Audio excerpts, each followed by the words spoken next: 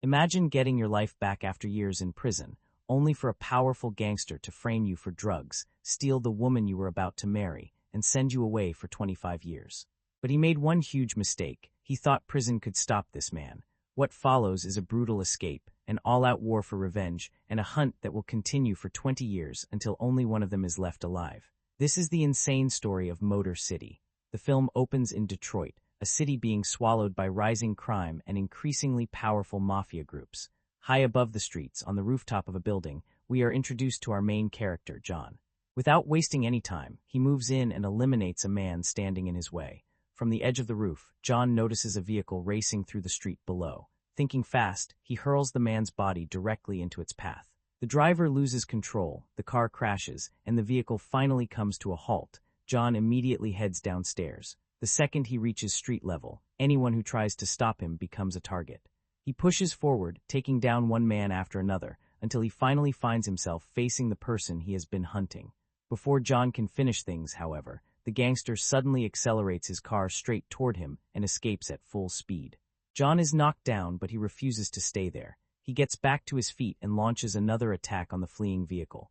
Gunshots erupt everywhere, and during the chaos, the camera briefly reveals something unusual, a ring hidden inside a shotgun. With that mysterious image, the real story begins. The timeline now jumps backward by 1 year. At this point in his life, John is working a regular job at a factory. Once his shift comes to an end, he leaves the building and makes his way toward his car. Compared with the man he used to be, John seems completely different now. His life appears more stable, and he is clearly trying to stay away from trouble. Before leaving, he meets his friend Chad, hands him some cash, and receives a small package in return. Whatever is inside the bag is extremely important to John. What he doesn't know is that a group of gangsters nearby has already noticed him and has been secretly watching his movements. John drives away and later stops at a shop owned by another friend, Patel, where he needs to collect a few things. John, Chad, and Patel share a long history together because all three once served in the military. Since returning to civilian life, Patel has regularly helped John by arranging small jobs whenever he needed work. After finishing inside the store, John steps outside and immediately realizes something is wrong. His car is gone. Someone has stolen it. He spots the thieves and takes off after them, but the gangsters manage to escape before he can catch up. Not long afterward, John notices the same men leaving the area in a different vehicle. That makes him suspicious. He searches the surroundings and soon discovers that his own car has actually been abandoned nearby. John rushes over and checks everything inside. His biggest concern is the package he received earlier. After searching the vehicle, he finds the ring that had been inside it. Fortunately, the thieves failed to take it with them. John is visibly relieved because losing that ring would have been a disaster.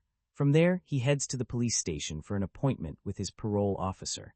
John has spent a long time trying to rebuild his life after prison, and now his efforts finally pay off. Because he has followed the rules and maintained good behavior, his parole is officially terminated. For the first time since his release, John is completely free from the justice system. The news means everything to him, and he leaves the station genuinely happy. Afterward, John returns home to spend time with his girlfriend, Angela White. Their relationship has lasted for quite a while, and John has reached the point where he wants to make it permanent. He has been planning to ask Angela to marry him. While thinking about their future, John remembers the very different life he once lived. Years earlier, John had been involved in selling drugs.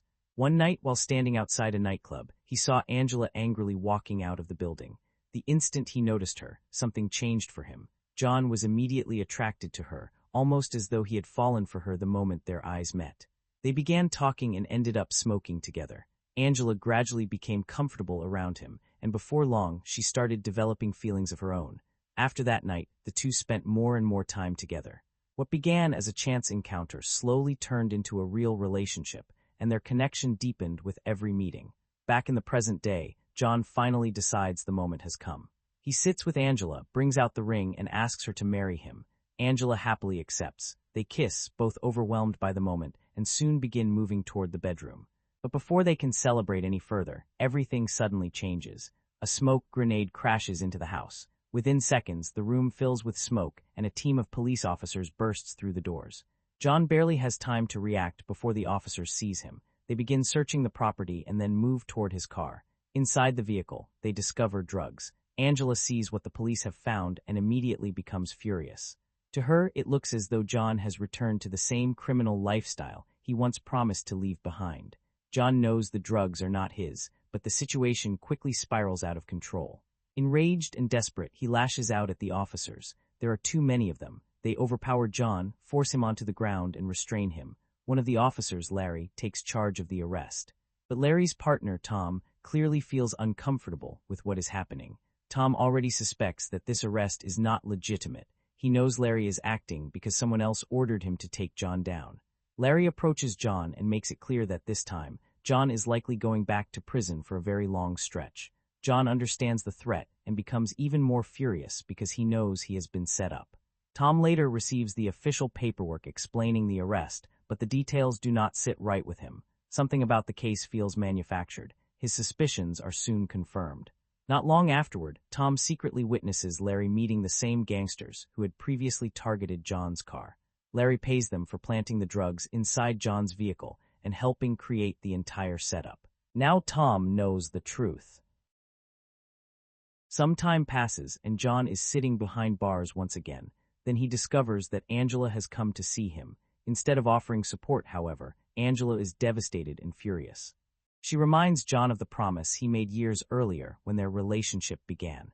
He had told her that the drug dealing was finished and that he would never return to that world. From Angela's perspective, the drugs found in his car prove that he broke that promise. John tries to deal with the situation, but Angela has already made up her mind. She removes the ring he gave her, throws it onto the floor, and walks away. John can only watch as the woman he planned to marry disappears from his life. The loss crushes him. Then the door opens again. A man named Mark walks in. The moment John sees him, he is stunned. The story once again shifts into the past, returning to the period when John first met Angela. That night at the club, Mark had also been present. And the truth is much more complicated than John originally understood. Angela was not simply another woman at the club. She was actually involved with Mark as his mistress. During the confrontation, Angela deliberately moved toward John and kissed him, partly to provoke Mark and make him jealous. It worked. Mark immediately became enraged. He shoved John aside and pulled Angela away from him. Tension exploded between everyone involved, and the situation quickly became physical. John tried to interfere, but Mark was no ordinary jealous boyfriend. He was a gangster, surrounded by dangerous men and accustomed to using violence. Mark began attacking John, but John wasn't helpless either. When Mark's men joined the confrontation, John fought back, grabbing them one after another and taking them down. Despite being outnumbered, his military experience gave him an advantage. Eventually, John managed to reach Mark himself. He grabbed a bottle and used it to injure him. The fight ended with Mark taking Angela away. Mark intended to keep her with him permanently, whether she wanted that life or not. John could only watch them leave, consumed by anger. Now, back in the present, Mark stands on the other side of the jail visit. He deliberately draws John's attention to the wedding ring he is wearing. John stares at it, and the meaning becomes painfully clear. Everything suddenly falls into place. The gangsters, the drugs planted in his car, Larry's suspicious arrest, and Angela being taken away from him. John finally understands who has been behind all of it. Mark is the man who arranged the entire frame-up, and with that realization, John's heartbreak turns into something far more dangerous. Not long after that, the officers who had been bought off by Mark escorted John farther into the prison. Once they had him away from everyone else, they turned on him. One after another, they began beating him without mercy, and John was left taking punishment for what felt like forever. As the weeks turned into months, Tom quietly continued looking into John's case. The more he investigated, the less the official story made sense. At the same time, Mark's criminal operation was growing rapidly. Inside his factory, drugs were being produced on a huge scale, and one of the people helping him keep everything running was none other than Larry. Angela's life, meanwhile, was falling apart in a different way. She had taken a job at a restaurant, but financially she was struggling badly. The pressure was building, and then things became even worse when she received a notice saying she would soon have to leave her home. During his investigation, Tom eventually uncovered another important detail from John's past. Years earlier, John had attacked and injured Mark, and that incident was the reason John had previously spent 3 years behind bars. Tom now understood that there was serious history between the two men, and since he already knew Larry had connections to Mark, the entire situation was becoming more suspicious. One night while Angela was working at the restaurant, she suddenly noticed Mark. He had come looking for her. Mark wanted Angela back in his life, and at that moment, Angela was exhausted, frightened, and desperate for some kind of stability. Needing someone to rely on, she eventually sat down with him. Their conversation changed everything. By the end of it, Angela and Mark had decided to start seeing each other again. Outside, we see a poster revealing the devastating outcome of John's case. He had been convicted on the drug charges and sentenced to 25 years in prison. While John's future disappeared behind prison walls, Mark and Angela became closer and closer. A full year passed. By now, prison had completely worn John down. His physical condition had deteriorated badly, and the man who had once been rebuilding his life now looked almost unrecognizable. Then one day, John received a letter. It was from Mark. John opened it and immediately understood why Mark had sent it. Inside was a photograph of Mark standing with Angela. It was nothing more than an attempt to torment him. But Mark had gone even further. In the letter, he bragged about how much he and Angela had enjoyed their honeymoon together. That was enough to push John over the edge. His anger exploded. While John sat trapped in prison, Mark and Angela moved into an enormous new home. Mark's influence in the criminal world continued to grow, and with that power came money, luxury, and protection. Angela was impressed by the house, and for a while the two of them seemed to enjoy the life Mark had created for them. They spent their days together, surrounded by everything money could buy. But inside prison, John was no longer thinking about survival alone. He was thinking about revenge. One day, while trapped inside his cell, John suddenly saw Angela in front of him. She slowly approached him and began removing her clothes. Then Mark appeared behind her. Right in front of John, Mark began getting intimate with Angela. Whether the moment was real or something playing inside John's tortured mind, it only fed the rage already consuming him. Watching the scene, John became more furious by the second. At that point, he wanted both Mark and Angela dead. Meanwhile, Tom continued searching through John's stored belongings. Among the items, he discovered the ring. That single piece finally connected everything. Tom reviewed the evidence again, matched it with what he had already uncovered, and at last understood the entire setup. John had been framed. Mark had engineered the whole thing. Tom went directly to Larry and confronted him with what he had discovered. But Larry was already one step ahead. He knew Tom was becoming a threat and had prepared to deal with him. Instead of admitting anything, Larry turned the situation around, handcuffed Tom, and tried to pressure him into keeping his mouth shut. By now, Christmas was approaching. Angela was once again working at the restaurant when Tom arrived to speak with her. He handed her the ring. Then he told her everything. Tom explained that John had never returned to the drug business. Mark and Larry had secretly worked together, using other criminals to place drugs inside John's vehicle so that he would be arrested and sent back to prison. Angela was stunned. The moment she realized the truth, her shock quickly turned into rage. She immediately left. Later that same night, Tom was driving home when he noticed flashing lights behind him. A traffic officer had pulled him over. Tom stopped the car and reached for his police badge, expecting the situation to end once the officer recognized him. Instead, the officer suddenly attacked. Tom quickly realized this was no ordinary traffic stop. The man had been sent by Larry. Elsewhere, Mark and Angela were together inside their home, kissing and acting as though everything was normal. Then Angela told Mark it was time to open his Christmas gifts.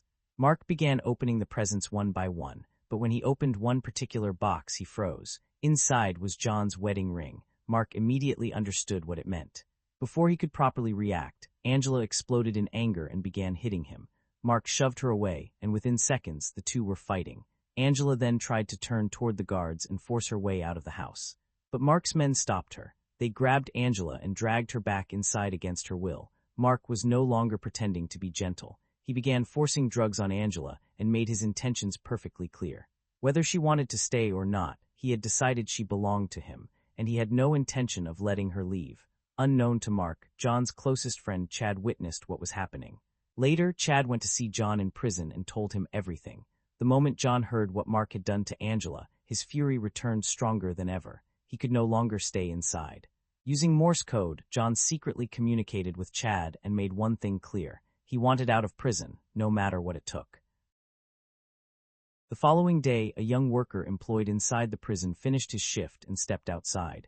Near his car, Patel was waiting. Then Chad suddenly appeared from behind and attacked the young man.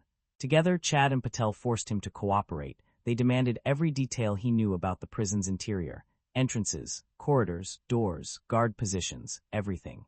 Eventually, they managed to obtain the complete layout of the facility.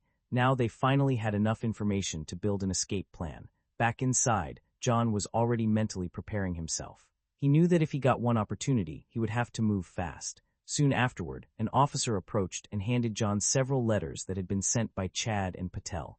John studied every line carefully. The messages had been written in code. After decoding them, John discovered the most important part of the plan. They intended to break him out in only 2 days. Even better, they had managed to send him a full map of the prison. That night, John quietly searched through discarded materials from the prison trash. Using whatever he could find, he fashioned a crude knife. Now he was ready. 2 days later, the escape began. An officer noticed that John had not come out when expected. Suspicious, he entered the area to check on him. That was exactly what John had been waiting for. The second the officer came close enough, John attacked. He grabbed the man and used the homemade knife to kill him. John then removed the officer's uniform and put it on himself. With his face controlled and his body hidden beneath the uniform, John stepped out disguised as prison staff. He calmly made his way through the facility. At one of the secured doors, another officer began approaching. For a moment, it looked like John had been discovered. Then he recognized the man. It was Chad. Chad had already overpowered the real officer stationed at the door and taken his place. Now the two friends were inside the prison together. Without wasting time, they continued toward the exit. At the same time, Larry arrived at the prison for completely different reasons. He had come to distribute a share of the criminal money among the officers working with him. Following prison procedure, Larry had already surrendered his gun before entering. As he moved through the corridors, John and Chad walked directly past him. Both were wearing officer uniforms. Larry did not recognize either of them. For a few critical seconds, the escape continued perfectly, but not long afterward, Larry discovered something was wrong. Several officers inside had been killed. The prison was suddenly on alert. By then, however, John and Chad had already made it farther ahead, and John was now closer than ever to freedom and to finally settling the score with Mark. Larry eventually caught up with John and Chad, but there was one major problem. He no longer had his weapon. With no gun in his hands, there was very little he could do to stop them. John and Chad kept moving until they finally made it outside the prison. Seconds later, the entire facility erupted into chaos as the emergency alarm began screaming through the compound. Guards started reacting from every direction, forcing John and Chad to open fire as they fought their way toward freedom. Then Patel arrived. Instead of waiting safely outside, he drove his vehicle directly toward the prison and helped create even more confusion. Flames soon began spreading through the area, turning the escape into complete mayhem. With the prison distracted by gunfire, fire, and alarms, John, Chad, and Patel finally managed to get away together. Before leaving, John caught sight of Larry. For a moment, neither man moved. They simply stared at one another, both filled with rage. John knew this was not over, but there was no time to settle things now. He climbed into the vehicle with his friends, and the three of them disappeared from the prison grounds. Not long afterward, the telephone inside Mark's house began ringing. Larry was desperately trying to warn him. He needed to tell Mark that John had escaped and was now somewhere outside the prison, but Larry never got the chance. John had already reached Mark's property and cut the telephone line before the warning could get through. Inside the house, Mark suddenly woke up. He looked around, noticed Angela nearby, and then headed downstairs toward the bathroom. While Mark was away, John silently entered the bedroom. He had come looking for his enemy, but instead, all he found was Angela. The sight of her immediately stopped him. John could tell that something was terribly wrong. Angela was barely herself anymore. It quickly became obvious that Mark had been keeping her trapped inside the house and forcing large amounts of drugs into her system. John's anger exploded. Whatever resentment he had once felt toward Angela disappeared the moment he understood what had really been happening to her. He grabbed her and tried to get her out of the house. At the same time, Mark began realizing that something was wrong. As he moved through the property, he discovered that his guards inside had been killed. He immediately armed himself and rushed outside. There he saw the one thing he never expected to see. John was standing with Angela. Mark raised his gun and fired directly at him, but before the bullet could reach John, Angela stepped into its path. She was hit instead. John caught her as she collapsed, but there was nothing he could do. Angela died right there. Within moments, police officers also reached the property. Gunfire immediately broke out around the house, leaving John with no choice but to escape. He was forced to leave Angela's body behind. After John disappeared, Mark slowly approached her. The sight of Angela lying dead completely shattered him. Despite everything he had done, Mark had genuinely developed deep feelings for her. He knelt beside her, kissed her one final time, and said goodbye. From that moment on, Mark wanted revenge just as badly as John did. John, meanwhile, was destroyed by Angela's death. He had spent years dreaming of getting back to her, only to lose her almost immediately after escaping. 2 days later, Mark arranged a memorial service in Angela's honor. He tried to carry on with his life, but his grief quickly mixed with anger. In his mind, John was responsible for everything that had happened. While Mark mourned, Chad and Patel began preparing for the next stage of their plan. The two started working with gunpowder, building homemade shotgun shells and assembling powerful explosives. They knew the final confrontation was coming. Mark was preparing too. He had decided it might be time to leave Detroit altogether. But even inside his enormous home, there was no real escape from Angela. Every room reminded him of her. Every corner seemed to carry another memory. For all his cruelty and obsession, Mark had loved her in his own destructive way, and her death continued haunting him. Elsewhere, John was changing as well. He shaved his head completely, stripping away the last traces of the man he had been before prison. Then, unable to contain everything inside him anymore, John released his rage. He screamed until there was nothing left to hold back. Afterward, he began preparing something personal for Mark. John took a special shotgun round and placed his wedding ring with it. That ring had once represented the future he wanted with Angela. Now it would become part of the weapon he intended to use against the man who had destroyed that future. John then went to Angela's grave. He took dirt from the burial ground and rubbed it across his face. By that point, he had made his decision. Before the night was over, Mark was going to die. John reunited with Chad and Patel, and together the three men headed toward Mark's factory. They began outside the compound, silently eliminating Mark's guards one by one. Inside the factory, Mark was sitting in his office. From there, he was monitoring the property and keeping watch over his operation. He knew enemies could be coming for him, but he had no idea how close they already were. John, Chad, and Patel spread out around the exterior of the factory. Then the attack began. Explosions suddenly erupted around the building. Mark's gangsters were thrown into confusion as blasts came from multiple directions. John used the chaos to push forward. He detonated more explosives, blasted through resistance, and continued eliminating anyone who tried to block his path. The entire factory quickly became a battlefield, but the attack came at a terrible cost. Larry suddenly appeared and confronted Patel. The two men began fighting, but Larry proved too strong. He brutally beat Patel before pulling out his weapon and shooting him. Patel was killed. Elsewhere, Chad had also been hit by gunfire. One by one, John's friends were being taken out, but John refused to stop. He picked up a shotgun and continued deeper into the factory by himself. Then he discovered another problem. Mark had already managed to escape from the main area. John entered the building searching for him, but before he could continue, Larry slipped into the elevator with him. The doors closed. Neither man hesitated. They immediately attacked each other. Larry was not merely a corrupt officer. He was extremely dangerous, physically powerful, and highly trained. He began landing devastating blows on John. The fight quickly became savage. John was slammed around the elevator while Larry continued attacking him at close range. But John fought back just as violently. By the time the struggle reached its final moments, both men were badly injured. Still, Larry appeared capable of continuing. John finally found an opening.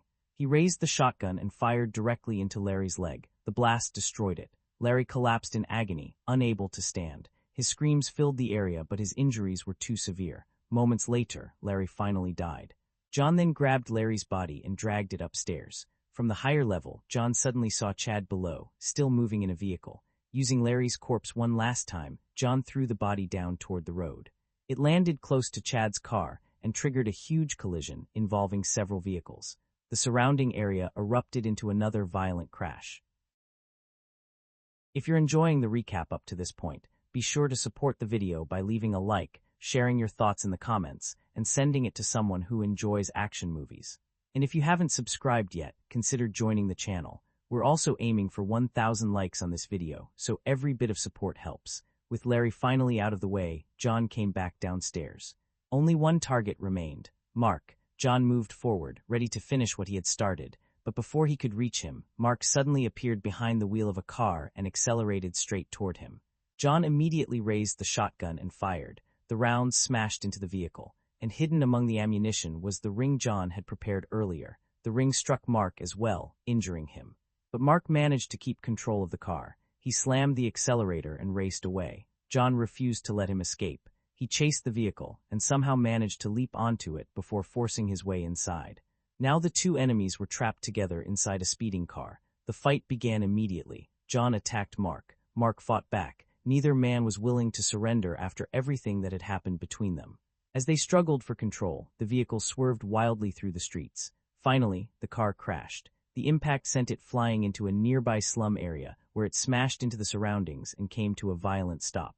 John slowly crawled out of the wreckage. He was badly injured, barely able to move properly, but he had only one thing on his mind. Mark. John searched around the destroyed vehicle. He checked the wreckage. He looked through the surrounding area, but Mark was gone. Somehow he had escaped. John could hardly believe it. After everything he had sacrificed, after losing Angela, Patel, and almost Chad, he had still failed to kill the man responsible. John was devastated. And then the story suddenly moves forward 20 years. Mark is now an old man. The ruthless gangster who once controlled factories, police officers, and armies of criminals is living quietly in a beautiful home. For years it appears that he has successfully disappeared. Then one ordinary day, a delivery woman arrives at his house carrying a package. Mark accepts it and brings it inside. He opens the box. There is a message waiting for him. It is from John. The message simply tells Mark that tracking him down had not been easy. The moment Mark realizes who sent the package, fear takes over. After 20 years, the past has finally found him. Mark rushes deeper into the house and immediately looks for his gun, but the weapon is missing. Someone has already taken it. Then John appears. 20 years may have passed, but neither man has forgotten what happened. This time there are no armies surrounding them, no gangsters, no corrupt police officers, no prison walls, just John and Mark. The two men sit across from each other. Mark finally speaks about Angela. He tells John that he truly loved her. John looks at him and answers that his own love for Angela never disappeared. Even after all these years, he still loves her, and now there is nothing left to discuss. John raises the gun. He shoots Mark. Mark dies. After 20 long years, John finally completes the revenge that had consumed nearly his entire life. And with Mark's death, the story that began with betrayal, prison, obsession, and the loss of Angela finally.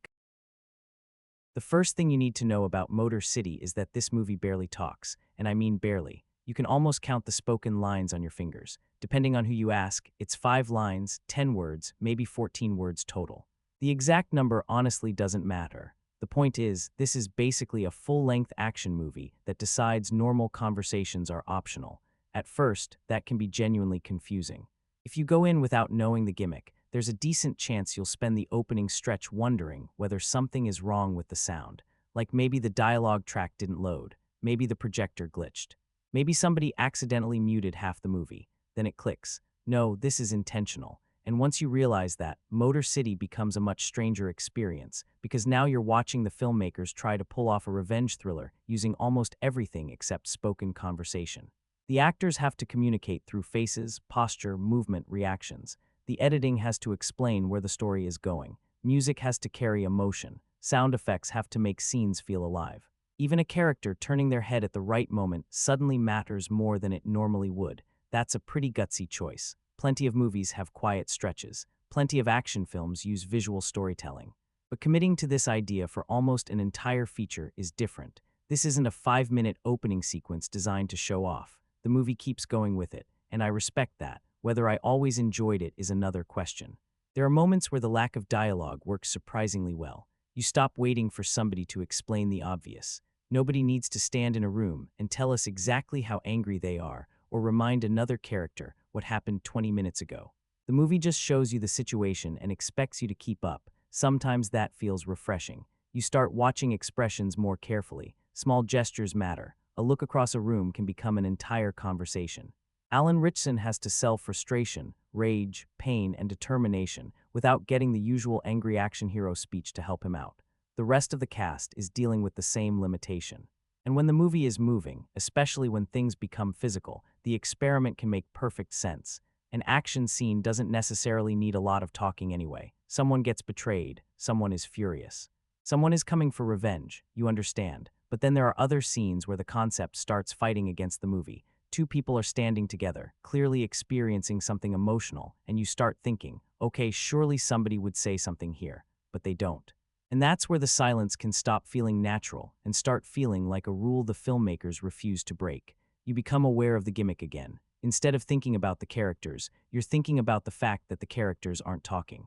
That's a problem because the best version of this idea should eventually make you forget there's almost no dialogue. It should just feel like the natural language of the movie. Sometimes Motor City gets there. Sometimes it absolutely doesn't. What's funny is that the movie isn't actually quiet at all. This is not some peaceful silent film experience where you're sitting in long stretches of empty sound. There's music everywhere. Score, songs, gunshots. Cars, impacts, explosions, all kinds of noise. So the movie removes dialogue, but it doesn't really remove sound. If anything, it replaces one kind of noise with another. That makes the whole thing feel closer to an extended music video than an old-school silent film. There are long montages where the soundtrack is doing the work that dialogue normally would. You're being pushed through emotion and story by rhythm rather than conversation. For some people, that's going to be the exact reason the movie works. For others, that constant music is going to become exhausting. I can understand both reactions. There's also a weird contradiction at the center of the experiment. The movie is easiest to follow because the story itself is so familiar. This is not some incredibly complicated mystery where 20 characters have secret motives and you need 5 pages of exposition just to understand who betrayed who. It's a straightforward revenge setup built around recognizable character types, so even without dialogue, you can usually figure out what's happening.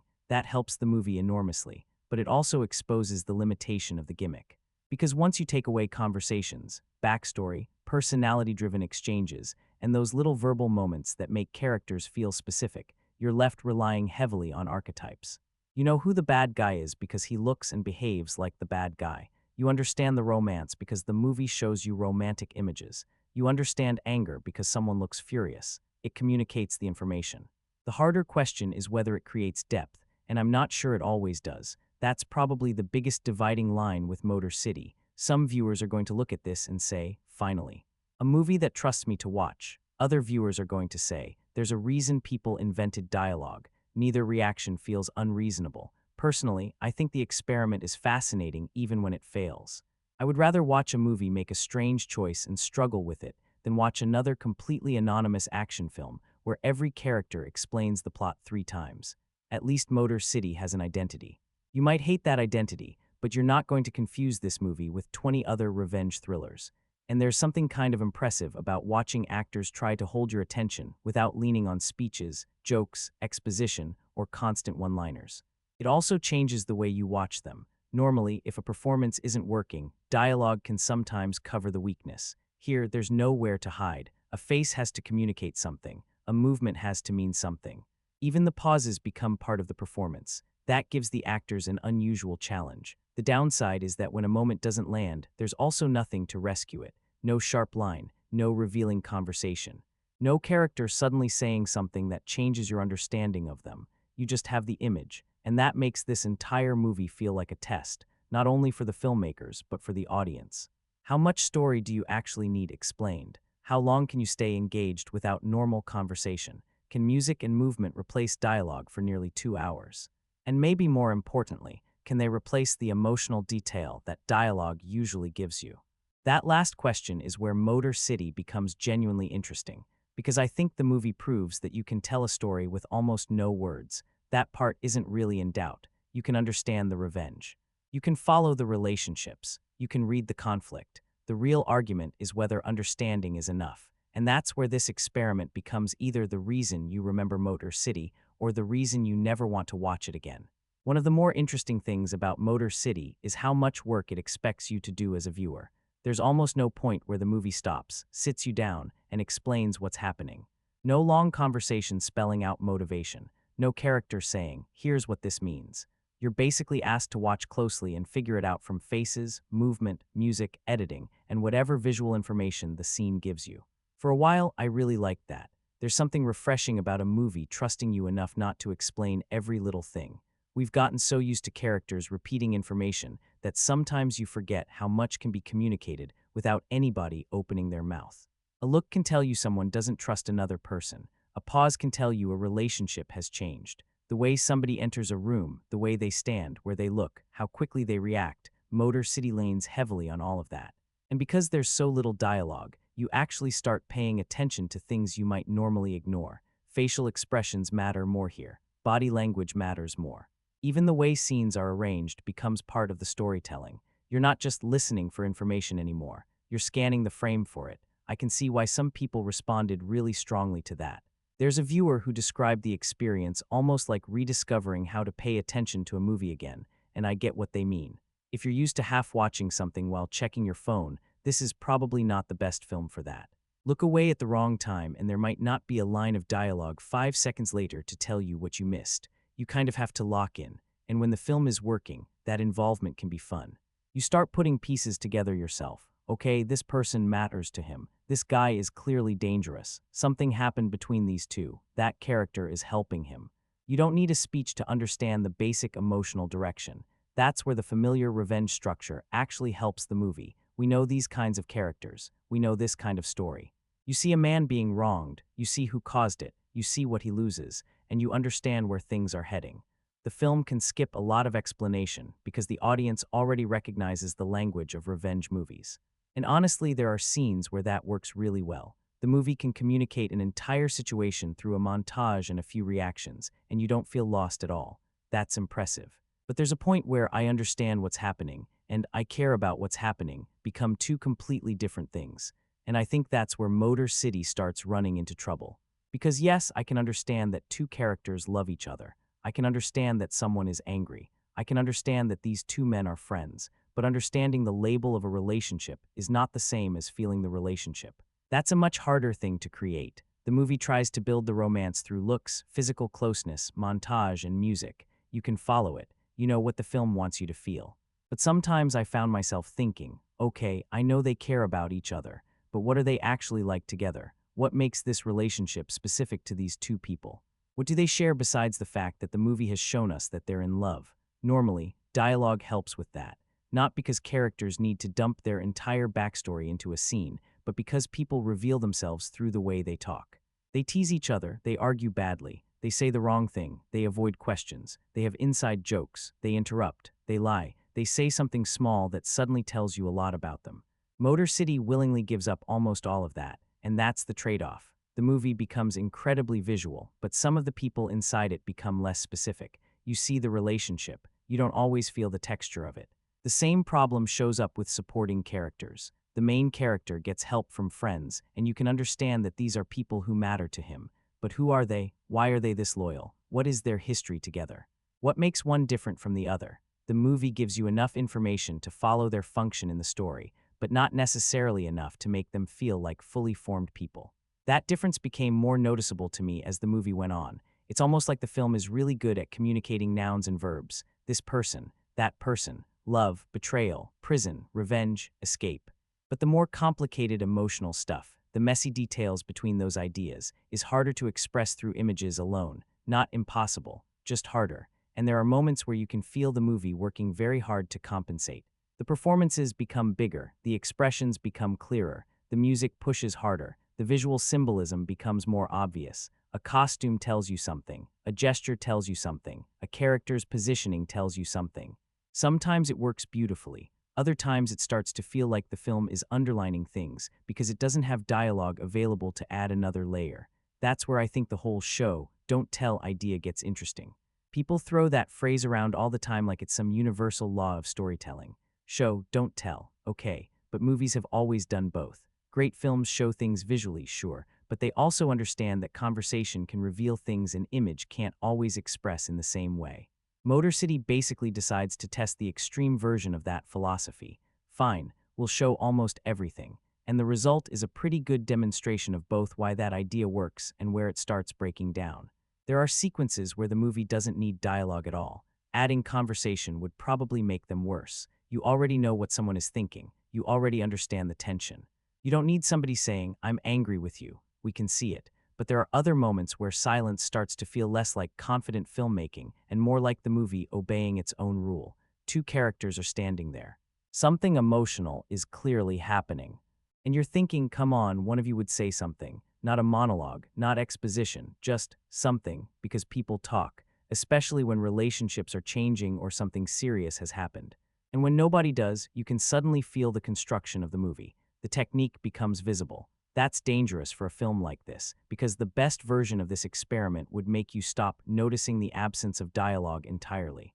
There are definitely stretches where that happens. You get absorbed enough that you forget how little anybody is speaking. One viewer even mentioned not realizing just how dialogue-free the movie was until halfway through. That's probably the biggest compliment you can give the concept. If you stop thinking about the gimmick, then it's working. But when you become conscious of the silence, when you start asking why nobody is talking in a situation where normal human beings probably would, the spell breaks a little. And then it can start feeling forced. There's also something else I found interesting. This approach changes your relationship with the audience around you. In a normal movie, everybody is receiving roughly the same spoken information. Here, people may read moments differently. You might catch an expression that somebody else misses. You might interpret a visual cue in another way. You might understand a relationship earlier. There's a little more room for the audience to participate. That's cool. It makes the movie feel slightly less passive. And in a theater, especially with a crowd that didn't know what they were about to watch, I can imagine that realization spreading through the room. Wait, they really aren't going to talk. Oh, so this is what we're doing. And then everybody either leans into it, or they don't. That's basically the entire experience of Motor City in miniature. The movie asks for cooperation. It wants you to accept its rules. If you do, there are moments where the visual storytelling feels clever and surprisingly effective. If you don't, every silent interaction becomes another reminder of what the film has chosen to remove. For me, the most fascinating part is that I rarely had trouble understanding the plot. The movie is pretty clear. That isn't really the issue. The issue is depth. It can show me that someone is devastated. It has a harder time showing me all the complicated reasons that devastation means something beyond the immediate plot. It can show me loyalty. It has a harder time showing me the history behind that loyalty. It can show me romance. It has a harder time giving that romance the tiny human details that make a relationship feel lived in. And maybe that's the real limit of what Motor City is trying to do. Not that visual storytelling fails. It clearly doesn't. The movie proves you can communicate an enormous amount without dialogue. The more interesting question is how much you lose when you remove conversation almost completely. Because sometimes a picture really is worth 1,000 words. And sometimes you actually need the words. At the center of Motor City, the actual story is pretty simple. Very simple, honestly. You've got a Vietnam veteran in 1970s Detroit. He meets Sophia, gets pulled into her complicated situation, crosses the wrong man, and suddenly his life gets ripped apart. From there, you can probably guess the direction. He gets framed. He gets sent to prison. He gets beaten down. He gets help. And eventually, he comes back looking for revenge. That's the movie. And I don't mean that as an insult, at least not completely. There's something useful about how straightforward the story is, especially considering the film barely uses dialogue. If this were some complicated conspiracy thriller with 10 shifting alliances and 3 different timelines, the no-dialogue approach would probably collapse under its own weight. But Motor City knows the kind of story it's telling. Betrayal, corruption, prison, love, payback. You see the pieces, you know what they mean. The villain is dangerous. The system is dirty. The hero has been wronged. Revenge is coming. It's all very readable. And that familiarity is probably one of the reasons the movie can get away with being so visually driven. You don't need someone to stop and explain the revenge formula because you already know the revenge formula. We've seen versions of this story forever. A man loses something. The people responsible think they've gotten away with it. They haven't. That's basically the engine. The movie does try to play around with structure a little, though. Instead of simply starting at the beginning and moving forward, it apparently opens closer to the end, gives you a glimpse of where things are heading, then jumps back and starts filling in the road that gets us there. I actually think that helps, not because it suddenly makes the plot unpredictable. It doesn't, but it gives the early part of the movie a little extra tension. You already know something bad is coming. You know the character is heading toward a certain point, so now you're watching the steps. How does he get there? What goes wrong first? Who turns on who? Which decision pushes everything over the edge? That kind of structure gives the movie a sense of inevitability, which works pretty well for a revenge story. It almost feels like you're watching a fuse burn. You know where it ends. You're just waiting for the explosion. The problem is, you really do know where it ends. That's where the predictability starts becoming harder to ignore. Once the setup is in place, there aren't many major surprises in the basic narrative. The bad guy behaves like the bad guy. The corrupt people stay corrupt. The hero suffers. Then he starts fighting back. You can usually tell what kind of scene is coming before it arrives. And when a movie is already removing most of its dialogue, that predictability becomes more noticeable. Because dialogue could normally give familiar material a different flavor. A revenge story doesn't have to be original if the characters are interesting enough. You can take the oldest plot in the world and still make it feel fresh through personality, through conversation, through weird little choices, through relationships that don't behave exactly the way you expect. Motor City doesn't have much of that available to it, so when the plot is familiar, the characters are familiar, and the dialogue is mostly gone, the movie has to rely almost entirely on style to make the story feel different. And to be fair, style does a lot of heavy lifting here. The music helps. The 1970s atmosphere helps. The editing helps. The violence definitely helps. The whole near-silent presentation gives the film a personality that the actual revenge plot probably wouldn't have on its own. Because if you took away the presentation and just wrote down the story beat for beat, there's not much here that you haven't seen before. That's the weird thing about Motor City. It feels original while telling a story that really isn't. The experience is unusual. The plot is not. And those two things are constantly pulling against each other. Sometimes that works in the movie's favor. You know the setup, so you can relax and enjoy how the filmmakers are presenting it. You don't have to spend 20 minutes figuring out who everybody is or what the basic conflict means.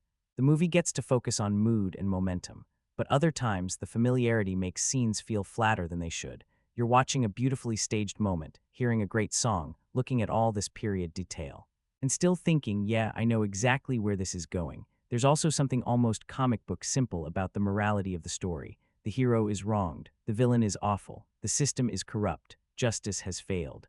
So violence becomes the answer. Again, that fits the kind of movie this is trying to be. It isn't pretending to be some incredibly complicated moral drama, but it does mean the emotional path is very direct. The movie doesn't spend much time asking whether revenge is a good idea. It's more interested in the satisfaction of watching revenge happen. And for an action movie, that can be enough, especially when the payoff is strong. But if you're looking for a revenge story that keeps changing shape, or keeps making you question who's right, or constantly surprises you with character choices, this probably isn't that movie. It's much more old school. Someone gets hurt, someone gets angry, someone pays. That's the rhythm. There are also little hints of foreshadowing created by the way the movie begins near the end. You're watching certain scenes knowing they're building towards something you've already partially seen. That can be satisfying. It gives some early moments an extra layer, but it also reinforces the idea that this is less about surprise and more about watching the inevitable happen. And I think that's the best way to look at the story. Not as a mystery, not as a twist-heavy thriller, more like a straight road with a very loud destination. You already know where the road is going. The question is whether you enjoy the ride. For me, the story itself is probably the least interesting part of Motor City. That sounds harsh, but I don't think the movie is really asking you to fall in love with the plot. The plot is a framework. It gives the visuals somewhere to go. It gives the music something to push. It gives the action a reason to happen. The originality is in the delivery, and that's why the predictability is both a weakness and, weirdly, part of what makes the experiment possible. If the story were more complicated, the lack of dialogue might make it impossible to follow. Because the story is so familiar, the movie can strip away explanation and still keep you with it. So yes, you've probably seen this revenge story before, maybe many times, but you probably haven't seen it told quite like this. The more I think about Motor City, the more I feel like the story is both helped and hurt by how simple it is. On one hand, simplicity is kind of necessary here. This is a movie with almost no dialogue, so the plot can't be overloaded with 15 different agendas, hidden motives, political connections, betrayals inside betrayals, all of that stuff. If it tried to be too complicated, the whole visual storytelling experiment would probably become a mess. So the movie keeps things basic. You know who's been wronged, you know who caused it, you know who's corrupt. You know who wants revenge. That part is easy, maybe too easy, because once you move past the presentation, there really isn't a huge amount happening underneath. The story is functional. It gets the characters from one major event to the next, but a lot of it feels more like a framework for the style than something that would be especially interesting on its own. And that becomes noticeable whenever the movie slows down. When the music is blasting, the visuals are strong, or somebody is getting thrown through something, you're not thinking too hard about the plot. Then things calm down for a second, and you start asking questions. Wait, why exactly did that happen? How did we get from here to there? Was that subplot actually going anywhere? And sometimes the answers aren't all that satisfying. A few reviewers mentioned plot holes, and I can see why that would bother people more in a movie this stripped down. Normally, a film can smooth over shaky logic with character scenes, dialogue, humor, or momentum. Here, there's nowhere near as much material covering the gaps, so when something feels convenient or a little ridiculous, you notice it. There are moments where the movie seems to assume that because the basic revenge story is familiar, the audience will just fill in whatever it doesn't fully explain. Sometimes you can. Sometimes you're sitting there thinking, no, I actually needed a little more than that.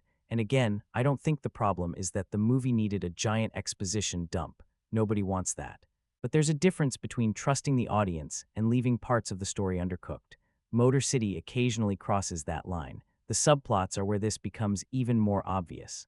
There's an honest cop thread running through part of the movie, for example. You can understand what the film is doing with it. You know where this person stands. You understand the function of that character in relation to the corrupt side of the story. But it doesn't really become emotionally involving. It's there, you register it, then the movie keeps moving. That's kind of the issue with several side characters too. People appear, they serve a purpose, and then they're gone before you've had enough time to really care about them. The protagonist gets help from two friends, and clearly we're supposed to understand that these guys matter to him. Fine, I understand that, but who are they beyond that? What is their history with him? Why are they this loyal? What makes one of them different from the other? The movie doesn't give you much. They're important to the plot, but they never become especially important as people, and there's a big difference between those two things.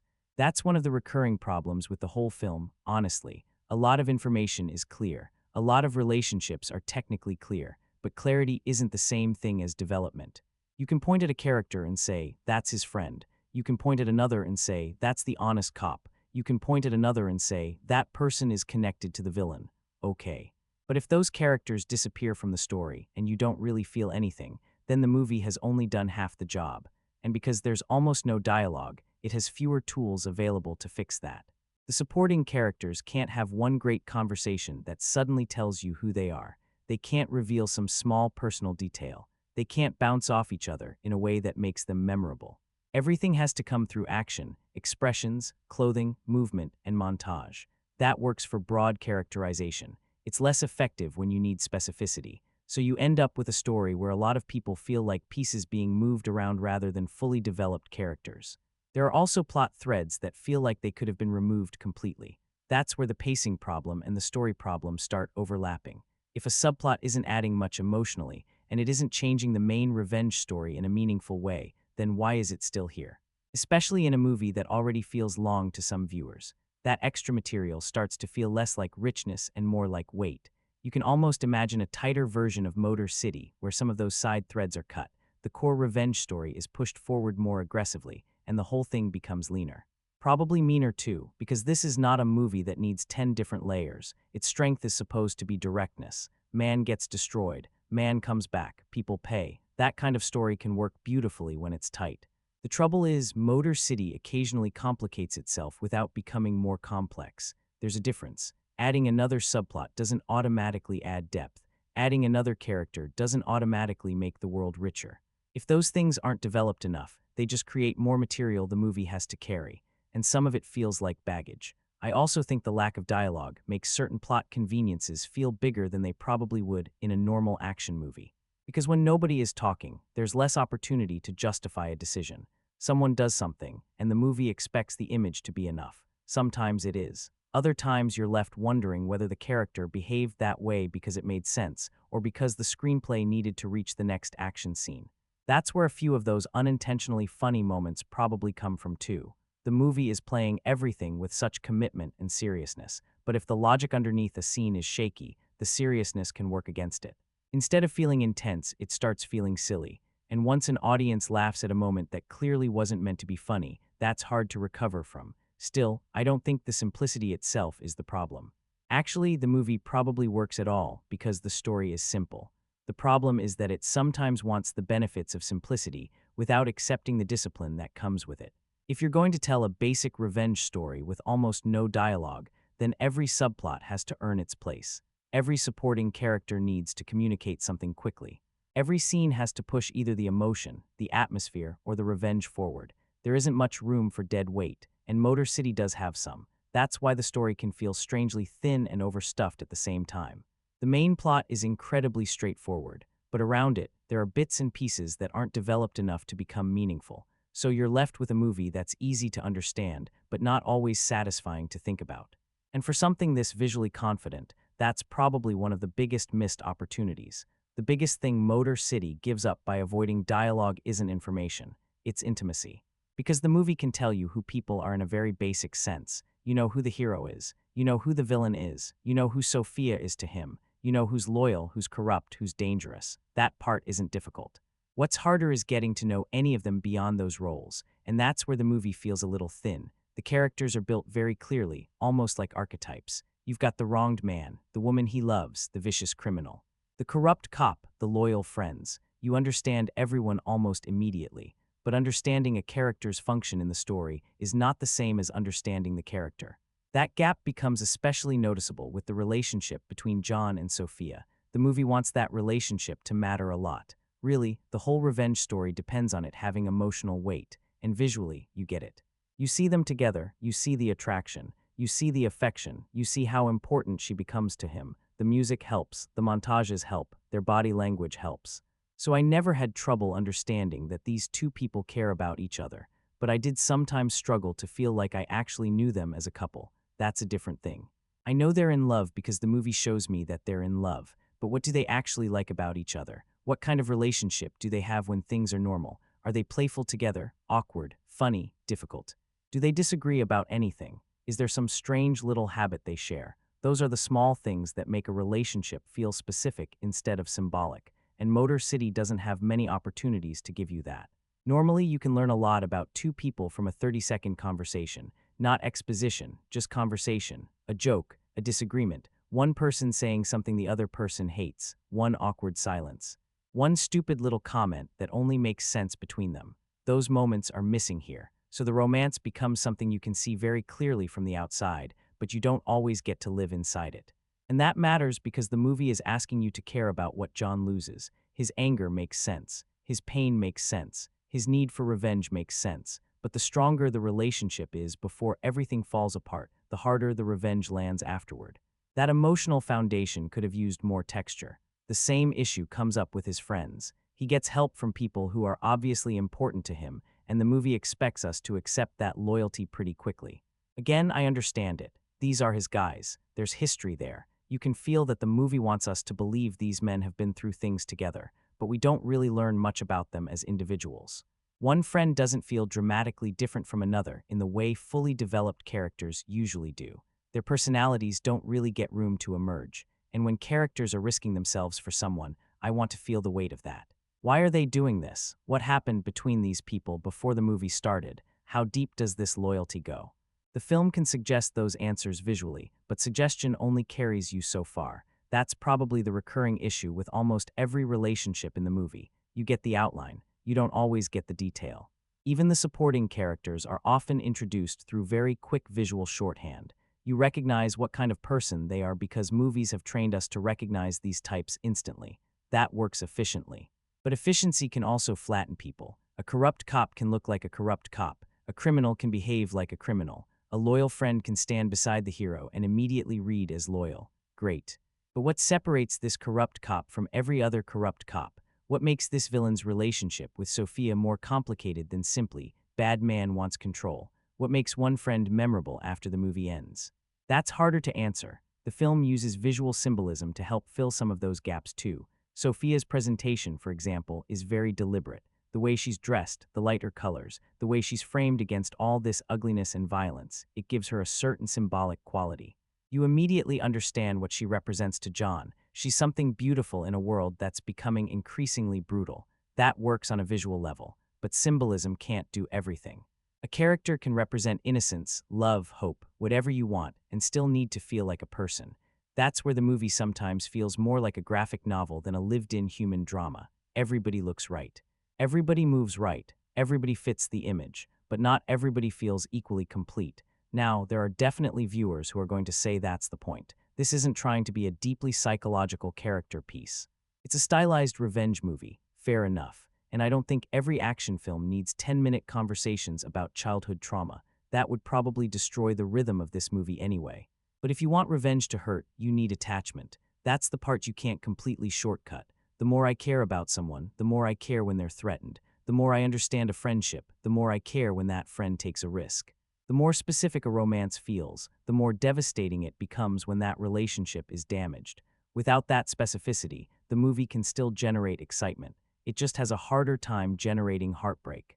And I think that's why some of the action feels incredibly effective physically, but not always emotionally. You can admire the choreography, You can enjoy the violence. You can feel the momentum. But there are moments where the movie wants the action to mean something deeper, and I'm not sure the character work always earns that extra weight.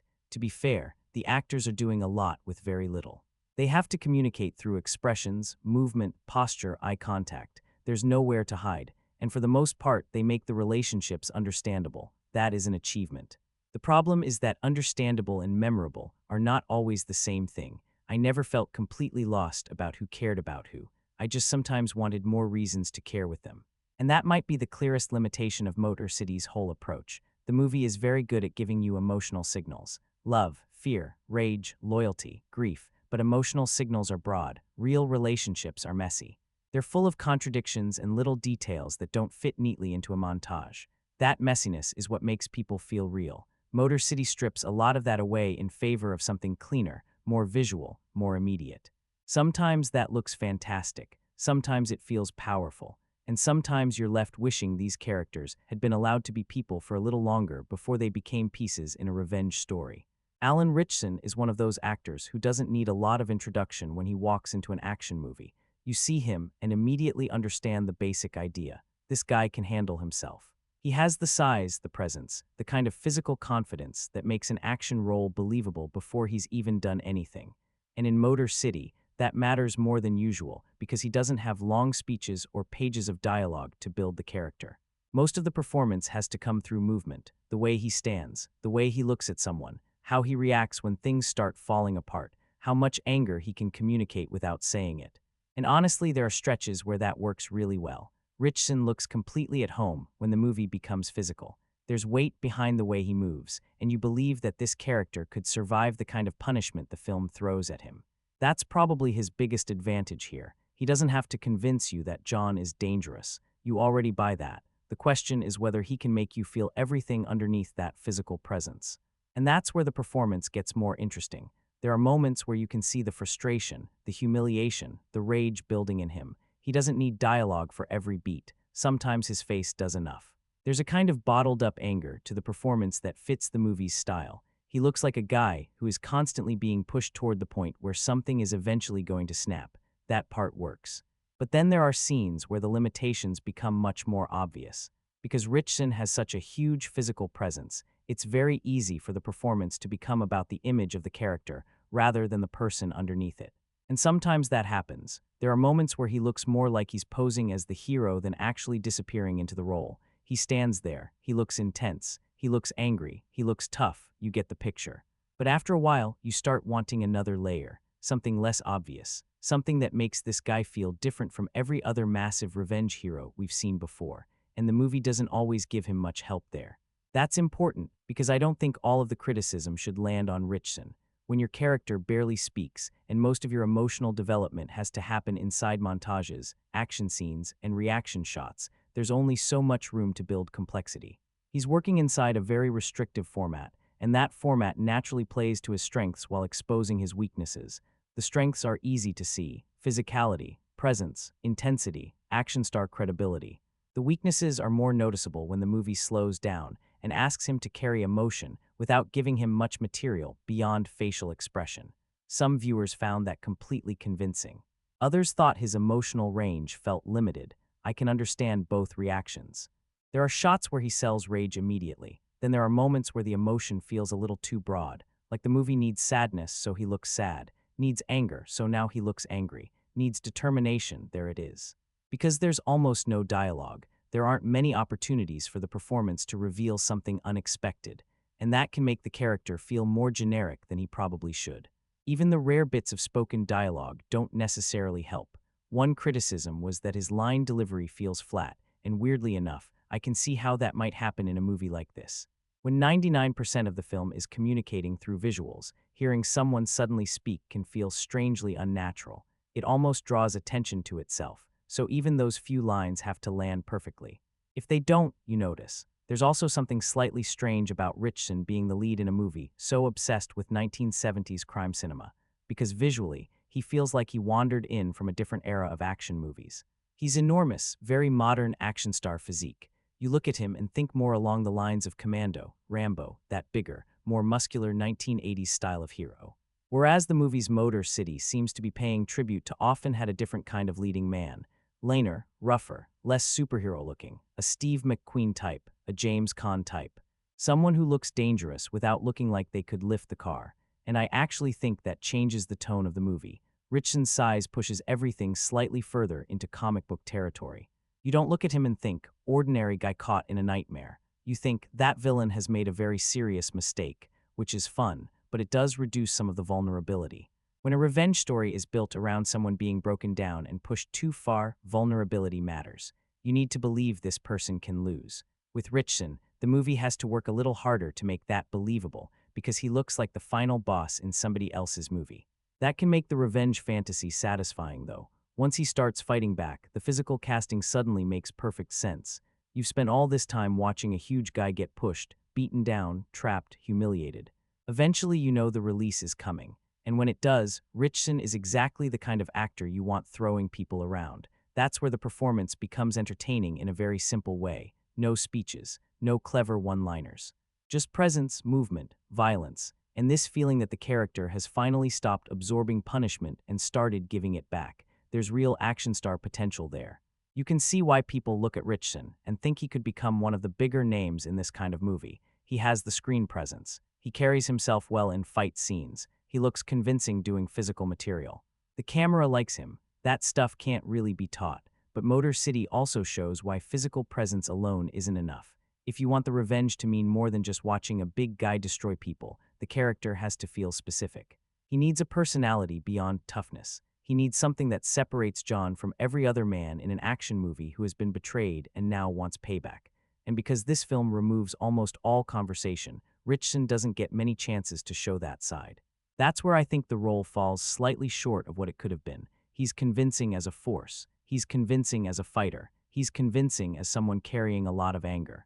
I'm less sure the movie makes him completely convincing as a fully rounded person, and that's not the same thing as saying he gives a bad performance. I don't think he does. It's more like the role is built around exactly the things he already does well. Then it asks him to fill in the emotional gaps without giving him much space to do it. Sometimes he pulls it off. Sometimes the character feels like a silhouette, a very large silhouette, but still, and maybe that's the best way to describe Ritchson in Motor City. He absolutely looks like the hero this movie wants. The interesting question is whether the film gives him enough to become more than that. The supporting cast in Motor City is actually one of the more interesting parts of the movie, because everybody is being asked to do something slightly unusual. They have almost no dialogue to hide behind. That means every supporting performance has to register quickly. A look has to tell you who this person is. A reaction has to establish the relationship. Sometimes an entire character has to come across through posture, costume, facial expression, and maybe a few seconds of screen time. Some actors handle that better than others. Ben Foster is probably the easiest one to talk about because he makes an impression almost immediately. He just looks like trouble. There's something greasy and unpleasant about the way he plays the villain here, and that works really well for this kind of heightened revenge movie. He doesn't need a long speech explaining why he's dangerous. You get it. He's slimy. He's controlling. He's exactly the sort of person you want to see the hero eventually go after. And because the movie is already operating in this exaggerated, almost comic book version of 70s crime cinema, Foster can lean into that without completely breaking the tone. A funeral outburst is one of the moments where his performance really stands out. There's energy there, personality, a little bit of theatrical ugliness. It's the kind of moment that reminds you how much presence he can bring even when the script isn't giving him pages of dialogue. And that's also where the frustration comes in, because some viewers felt Foster was being wasted. I get that. You've got an actor who can give a villain so much texture, and then you put him in a movie where verbal interaction is almost completely removed.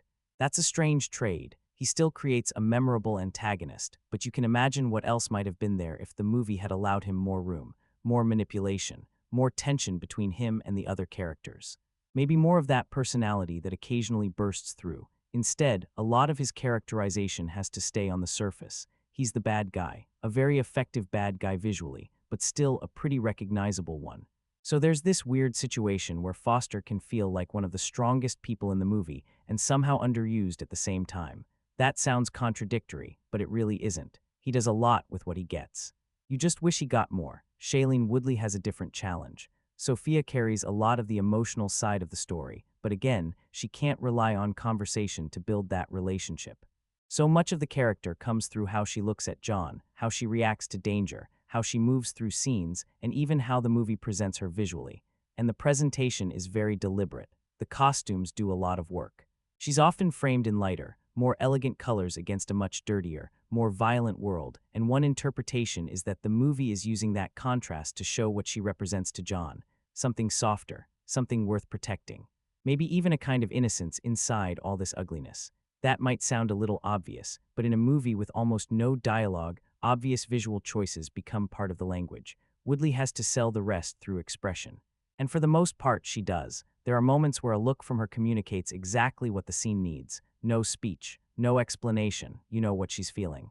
A few viewers even singled out how striking she looks in the film. And honestly, the costume and makeup teams clearly understand how important her visual presence is. The problem is that the same thing affecting every relationship in the movie affects Sophia too. She can communicate emotion. What she can't easily communicate is detail. You understand that she matters. You understand the romance. But there's only so much personality you can build through montage and reaction shots. So even though Woodley is doing solid work, the character can still feel like she's serving the emotional shape of the story more than existing as a fully developed person. And that's not really on her. That's the design of the movie. Pablo Schreiber fits into the film in a more direct way. He's connected to the corrupt police side of the story, which gives the revenge plot another layer beyond just one villain and one hero. He also gets tied into one of the movie's biggest action highlights, the elevator sequence. And that matters because in a film this physical, sometimes a supporting actor becomes memorable less through dialogue and more through what happens around them. That elevator scene does a lot for him. It gives the character a strong place in the action side of the movie and makes his presence feel more important than some of the other supporting roles. Schreiber also looks right in the world. I think the movie mostly gets away with it because the whole tone is exaggerated. If the performances were very naturalistic and the clothes looked this stylized, it might feel ridiculous. But here, everybody is already operating slightly larger than life, so the wardrobe fits. Shailene Woodley's look is probably the most deliberately designed. She's often presented in lighter colors, whites, golds, things that visually separate her from the grime and violence around her. And one interpretation is that the movie is using that contrast to tell you what she represents emotionally. Something clean, something softer, something John wants to protect, maybe even something idealized. That kind of visual symbolism is pretty obvious, but again, this movie doesn't have much dialogue to work with, so costume becomes character language. What someone wears has to tell you more, and Woodley definitely benefits from that. She looks like she belongs in the world, but she also stands apart from it. That's a smart visual choice. Now, not everybody loved the period styling. There were complaints about the wigs, especially Alan Ritchson's. And yeah, I can see how a bad wig can completely pull you out of a period movie. It's one of those things where once you notice it, good luck unseeing it. You start looking at the hair instead of the performance. That's not ideal. Some viewers also felt the costumes were more like generic 70s costumes than something genuinely specific to the place and time. That's an interesting criticism, because there's a difference between looking retro and feeling authentic. You can put someone in a wide collar, and suddenly everybody knows what decade you're aiming for. But that doesn't necessarily mean you've captured how people in Detroit actually dressed. And that's where the authenticity discussion gets a little messy, because the movie is set in Detroit, but it wasn't actually filmed there. That bothered some people a lot, especially viewers who know Detroit well. If you live close to downtown, you're probably going to notice things the rest of us don't. A street that doesn't feel right, architecture that gives the game away, the shape of a neighborhood, the way the city opens up, that kind of stuff. And once you know you're looking at New Jersey or Jersey City standing in for Detroit, the illusion can start cracking. The movie apparently uses things like B-roll and period signage to sell the location, but for some local viewers, it just wasn't enough. That criticism makes sense. Location authenticity is hard to fake when the city itself has a strong identity. You can recreate an office, you can dress a street, you can hang the right signs, but geography has a personality. And people who know the real place will spot the difference. What's interesting is that this doesn't necessarily cancel out the praise for the production design. You can have excellent period detail and still have a location that doesn't feel like Detroit. Both things can be true. The props can be great, the cars can be right, the costumes can look good, and the city can still feel slightly off. That's basically where the debate lands. There's another authenticity issue that I hadn't really thought about until one of the reviews brought it up: the lack of Detroit-specific dialogue. If you're making a movie set in a particular city and a particular era, the way people talk is part of the setting. Slang, rhythm, local expressions, the little regional stuff. Motor City removes almost all of that because, well, nobody talks. So Detroit has to exist almost entirely through visuals. That's a pretty big limitation. You can show the city, you can show the music, you can show the cars, but you can't really hear the local culture in the same way, and I do think something is lost there. A little period Detroit slang could have added personality without turning the movie into a dialogue-heavy film. Just a few lines, enough to give the place a voice, because cities do have voices. That's one thing production design alone can't fully replace. The rain is another part of the look that people noticed. There's a lot of wet pavement, a lot of moody weather, and it contributes to the grime. Somebody complained about the constant rain, which made me laugh a little, because once you notice it, yeah, it is kind of everywhere. But visually it works. Wet streets reflect light, neon looks better, cars look better, night scenes get more texture. It's one of those classic crime movie tricks for a reason. Rain makes everything look more dramatic. Maybe they push it a bit, but the movie is not exactly allergic to pushing things. The cigarette imagery works the same way. One reviewer joked that the whole thing looked like a violent Marlboro commercial. That's obviously an exaggeration, but I understand the point. Smoking is part of the visual language of the era here. Cigarettes, smoke, neon, old cars, dirty streets. It's all building this very specific fantasy of 70s crime culture. Again, maybe not documentary accurate, but cinematically effective. And I think that's the key distinction with the production design. If you approach it as a literal recreation of Detroit, you can find things to question. If you approach it as an homage to how 70s Detroit and 70s crime movies live in pop culture memory, it works much better. The movie wants atmosphere first, accuracy second. That's not going to satisfy everybody. But as pure visual world building, there's a lot to enjoy. The production design gives Motor City an identity that the revenge plot by itself probably wouldn't have. The cars make scenes more memorable. The clothes tell you who people are. The props give the world texture. The color and grime sell the fantasy. Even the questionable wigs become part of the conversation. And honestly, I'd rather a period movie risk being a little too stylized than look like everybody just stepped out of a costume rental. Motor City has a point of view. You can argue about whether it's authentic. You can argue about whether New Jersey ever really becomes Detroit, but visually, the movie commits. And that commitment is probably why the 70s setting sticks with you long after the basic revenge story starts fading. One of the reasons Motor City is so hard to pin down is that it doesn't really feel like it belongs to just one kind of movie. On paper, sure, it's a revenge thriller. That part is easy. But once you actually watch it, there's a lot more going on stylistically. Sometimes it feels like a 70s crime movie. Sometimes it feels like Grindhouse. Sometimes it feels like a music video. Then suddenly it has this exaggerated comic book energy, and a few minutes later it's playing something almost like a dark romance. It's a weird mix. And I think that mixture is a big part of why some people loved it and other people absolutely hated it. If you're expecting a straight, gritty crime thriller, the movie can feel way too stylized.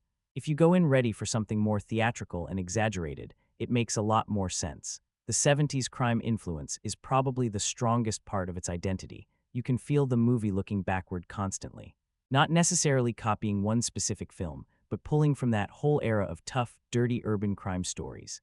The kind of movies where the streets feel dangerous, the people look worn down, the cops might be corrupt, and revenge feels less like some heroic mission and more like something ugly that has to happen.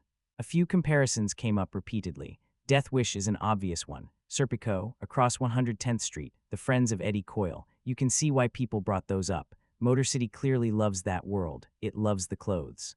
The cars, the grime, the music, the whole idea of 70s crime cinema. But it doesn't really recreate those movies in a pure way. That's important, because those older films could be rough and grounded in a way that Motor City often isn't. This movie takes that foundation and then pushes it into something much more heightened. That's where the modern action influence starts creeping in. Alan Ritchson alone changes the feel of the whole thing.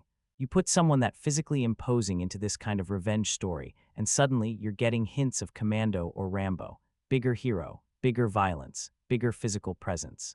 Now the movie starts sitting somewhere between 70s crime and 80s muscle action. And then it adds modern cinematography, digital effects, heavy slow motion, very polished action choreography. So now we're in another place again. That mashup is kind of fascinating. You're watching a film that wants the soul of an old crime picture, but the body of a modern action movie. Sometimes those two sides work together beautifully. Other times, you can feel them fighting.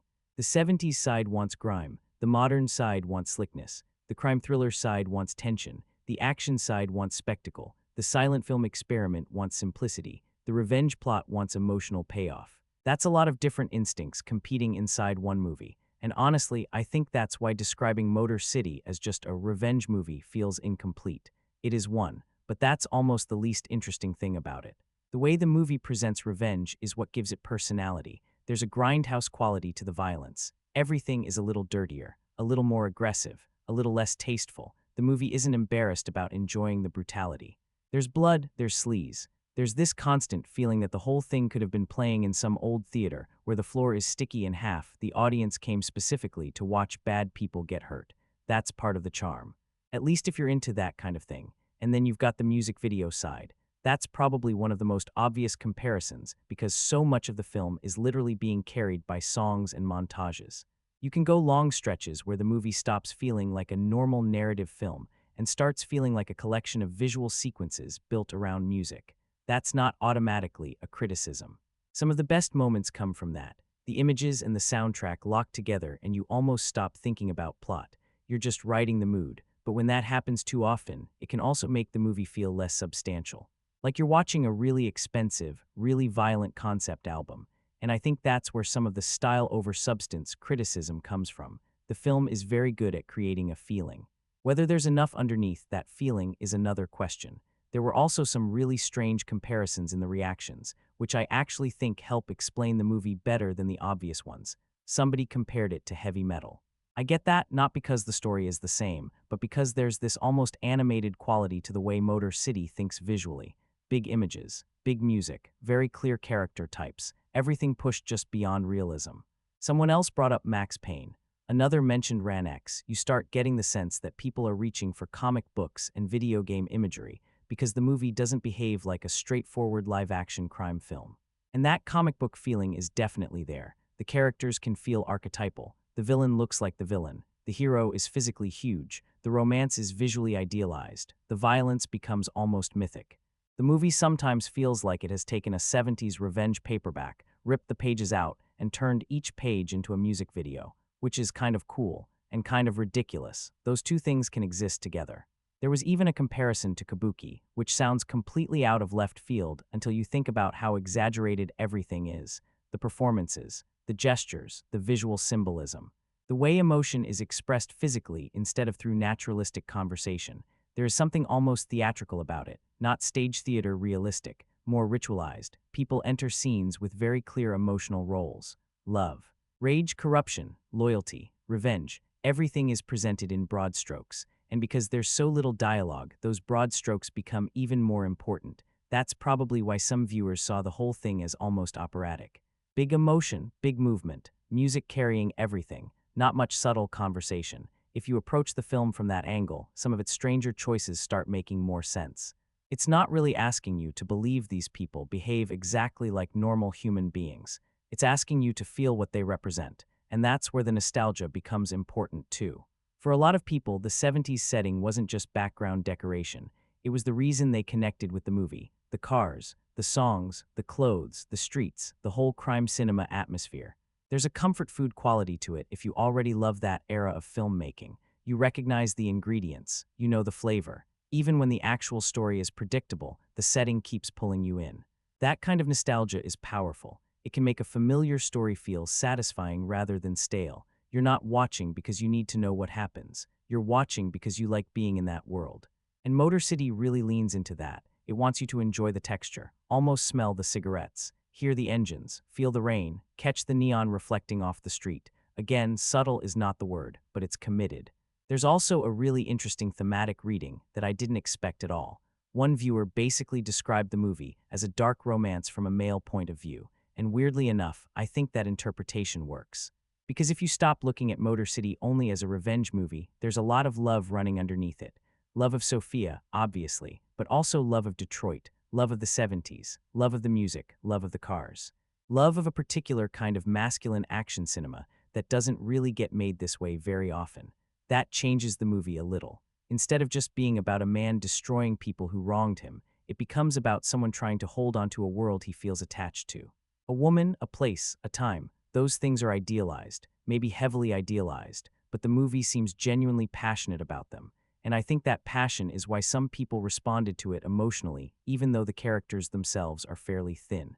They might not be connecting to the detailed psychology of John, they're connecting to the feeling around him, the longing, the nostalgia, the fantasy of a world where love, betrayal, loyalty, and revenge are all huge and obvious. There's no ambiguity. If someone loves you, you see it. If someone hates you, you know. If someone betrays you, there are consequences. It's almost romantic in a very brutal way. That might also explain why the movie attracted some reactions nobody would normally associate with a violent Alan Ritchson revenge film. You've got people calling it a dad movie. Fair. You've got people saying it's perfect to watch with buddies who love action. Also fair. Then somebody says this is basically a girls' night dark romance and the book talk crowd might love it. And honestly, why not? That contradiction is actually kind of funny, but it says something real about the movie. Different audiences are seeing completely different things in the exact same material. One person sees muscle, violence, blood, and cars. Another sees doomed romance and longing. Another sees an experimental silent film. Another sees 70s grindhouse nostalgia. Another sees a comic book. Another sees a feature-length music video. That's a pretty unusual identity crisis to have. And I don't necessarily mean identity crisis negatively. Sometimes movies are more interesting because they don't fit cleanly into one box. The problem comes when all those influences start pulling in different directions. There are moments where the 70s authenticity works beautifully, then the movie suddenly feels extremely modern.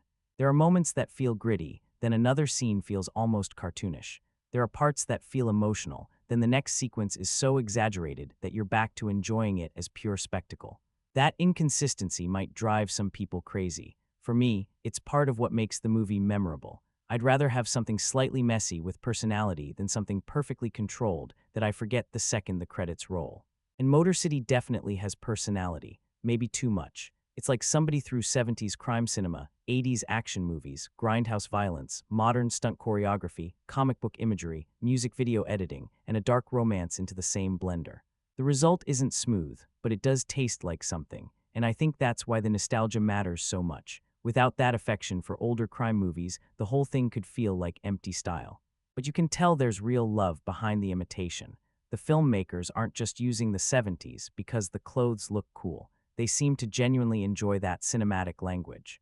They're just remixing it through a very modern sensibility. Whether you like the remix is another story. But I never got the sense that Motor City was embarrassed about what it loved. It loves old crime movies. It loves big soundtracks.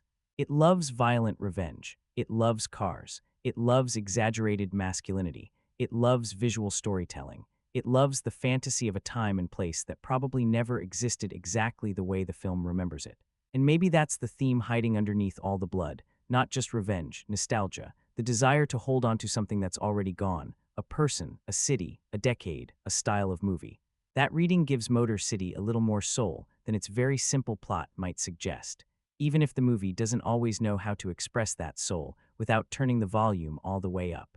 The ending of Motor City is where the movie somehow becomes even more divisive, and considering how split people already are on the whole no dialogue thing, that's saying something.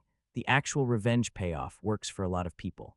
By that point, the movie has finally stopped circling around its ideas and is just delivering what it promised. Payback, cars, violence, momentum, consequences. There's a final stretch where the energy is much stronger, and for some viewers, that's enough to leave the theater satisfied. You waited for the revenge, you got the revenge. Simple. That part seems to land pretty well. Where things get messy is what happens after that, because several viewers felt the movie had already found its natural ending, the final car chase. That was it, cut there, roll credits, done. And honestly, I understand that argument. There's something clean about ending a revenge movie once the revenge has completed its emotional and physical arc. You don't always need an extra explanation. You don't always need to tell us what happens years later. Sometimes the strongest ending is just knowing that the story reached the point it was moving toward, but Motor City keeps going.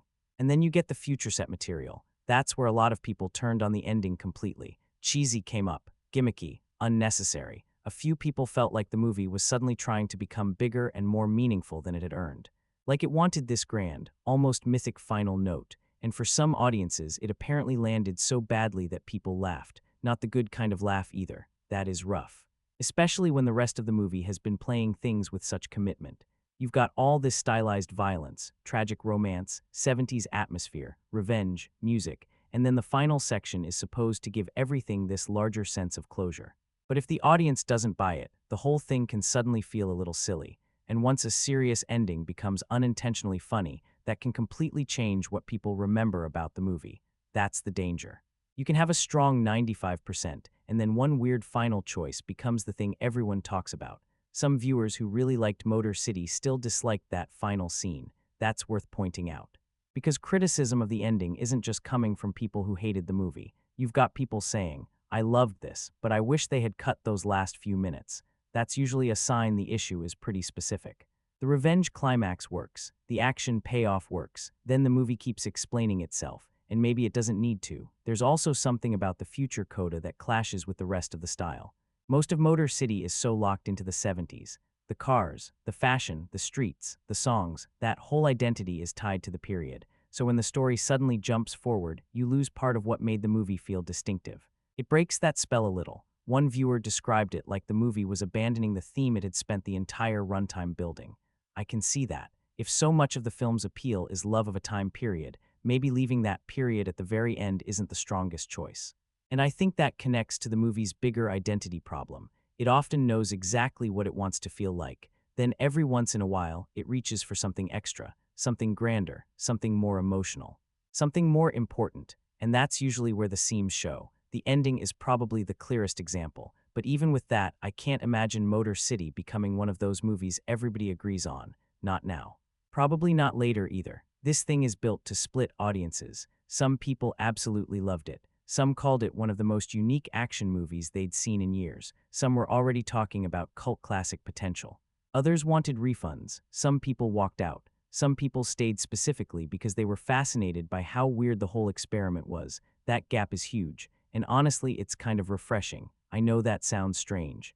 But there are so many movies where the reaction is basically, "Yeah, it was fine. 3 stars. Decent. Forget about it tomorrow." Motor City doesn't seem to produce much of that.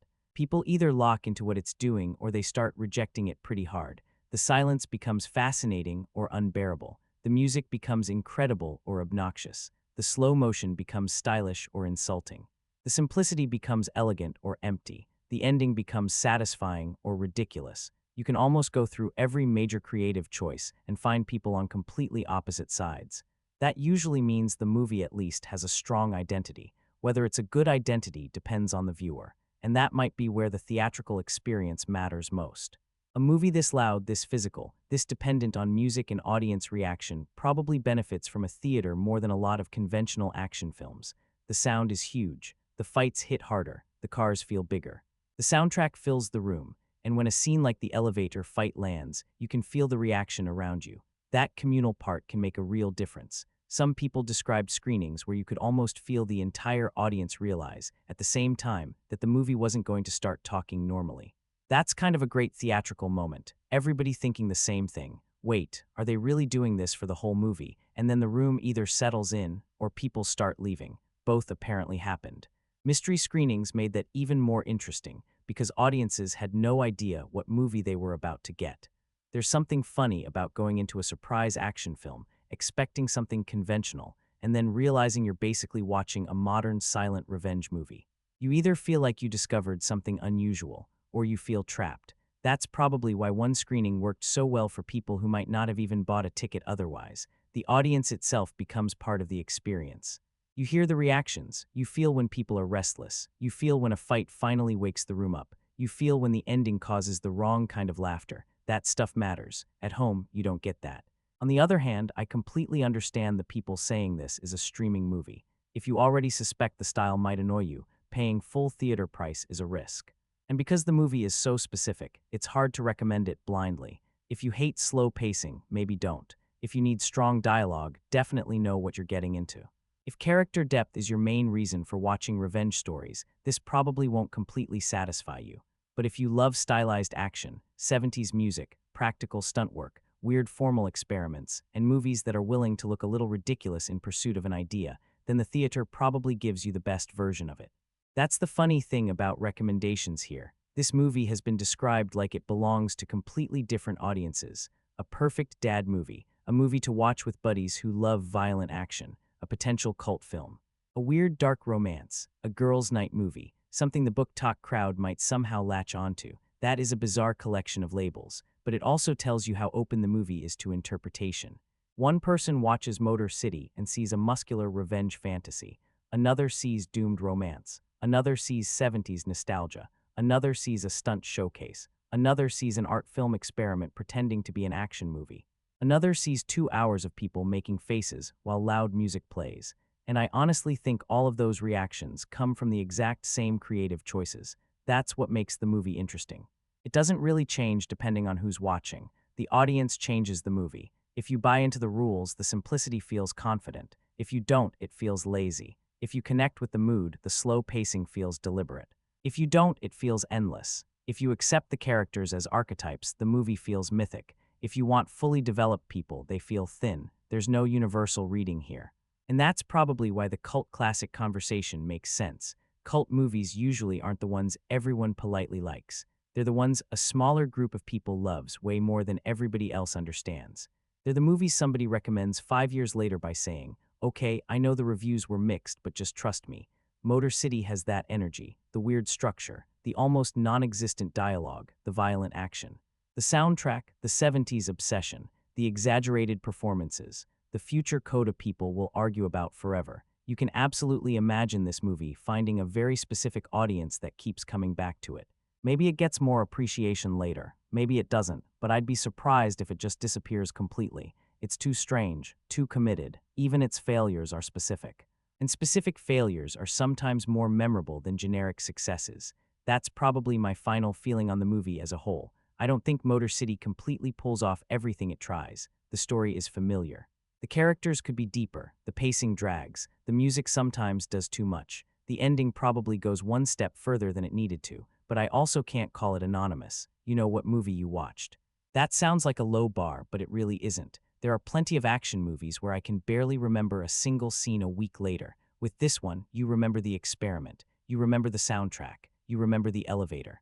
You remember the cars. You remember how little anyone talked. And depending on which side of the movie you landed on, you either remember all of that with a smile, or with complete disbelief that somebody actually made it. Honestly, that might be the most fitting legacy Motor City could have. Not universally loved, not universally hated, just argued about. For a movie that barely says a word, it certainly gives people a lot to talk about.